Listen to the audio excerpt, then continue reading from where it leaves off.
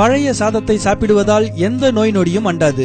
நாள் முழுக்க பழைய சாதம் நம்மை சுறுசுறுப்புடனும் புத்துணர்ச்சியுடனும் வைக்கும். முதல் நாள் சோற்றில் நீர் ஊற்றி மறுநாள் சாப்பிடும் இந்த பழைய சாதத்தில் B6, B12 போன்ற ஏராளமான சத்துக்கள் நிறைந்துள்ளது. பழைய சாதத்தை சாப்பிடுவதால் நோய் எதிர்ப்பு சக்தி அதிகரிக்கிறது. பன்றி காய்ச்சல் உட்பட எந்த ஒரு காய்ச்சலும் அணுகாது. உடல் சோர்வு நீங்கி உடல் சுறுசுறுப்பாக இருக்கும். உடலிற்கு குளிர்ச்சியை உண்டாக்கும். சிறுகுடலுக்கு நன்மை பயக்கும். குடல் புண், ஒவ்வாமை, அரிப்பு போன்றவை சரியாகும். இரத்த அழுத்தம் கட்டுப்பாட்டுக்குள் இருக்கும். உடல் எடை குறையும்.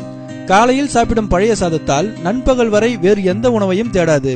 இது தவிரவும் உடலுக்கு, குறிப்பாக சிறுகுடலுக்கு நன்மை செய்யும் பாக்டீரியாக்கள் பெருகி நம் உணவு பாதையை ஆரோக்கியமாக வைத்திருக்கிறதாம்.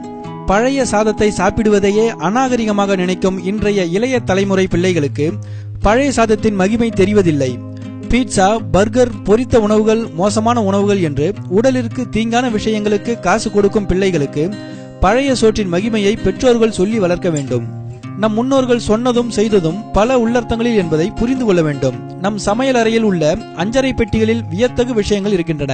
இதனை உங்கள் பாட்டிகளிடம் கேட்டால் தங்கள் அனுபவ அறிவால் எது உடலிற்கு நன்மை பயக்கும் என்பதை விளக்கமாக கூறுவார்கள். பழைய சாதத்தில் கொஞ்சமாய் உப்பிட்டு மோரை கரைத்து வெங்காயம் அல்லது பச்சை மிளகாயுடன் சாப்பிட்டால் கோடை வெயிலிற்கு ஜில்லென்று இருக்கும். கிராமங்களில் வயல் வேலை செய்பவர்களுக்கு தெம்பு எதிலிருந்து கிடைக்கிறது என்பதை நாம் தெரிந்து கொள்ளலாம். உடல் உஷ்ணத்தை தடுக்கவும் கண்ட வியாதிகள் அண்டாமல் தவிர்க்கவும் பழைய சாதத்தை உண்ணுங்கள். எங்கள் நிகழ்ச்சிகள் உங்களுக்கு பிடித்திருந்தால் சப்ஸ்கிரைப் செய்யுங்கள். மிகவும் பிடித்திருந்தால் உங்கள் நண்பர்களுக்கும் ஷேர் செய்யுங்கள். நன்றி, வணக்கம்.